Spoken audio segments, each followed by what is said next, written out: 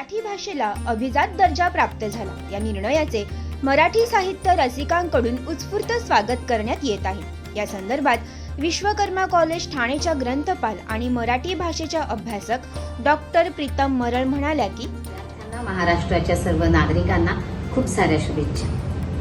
मराठीला अभिजात दर्जा मिळावा यासाठी साहित्यिकांकडून आणि मराठी भाषेच्या विचारवंतांकडून गेली अनेक वर्ष खूप सारे प्रयत्न होत होते। ह्या प्रयत्नांना काल यश आलेलं आहे। भाषा आणि ग्रंथालय ही फार परस्पर पूरक कार्य करतात। ग्रंथालयामार्फत भाषेला आपल्याला जगभरात पोहोचवण्याचा एक मार्ग मिळतो। मराठी भाषेला मिळालेला हा अभिजात दर्जा हा सुद्धा त्याचाच एक प्रकार आहे।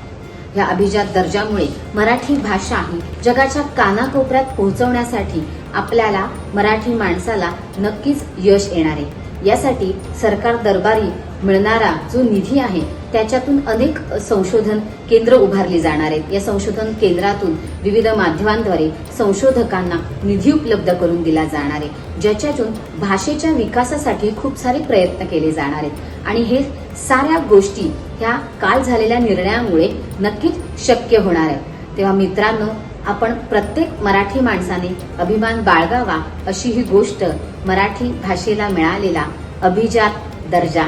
तुम्हा साऱ्यांना खूप साऱ्या शुभेच्छा। सागर डिजिटलच्या बातम्या नियमित पाहण्यासाठी आमचे YouTube चॅनल सबस्क्राईब करा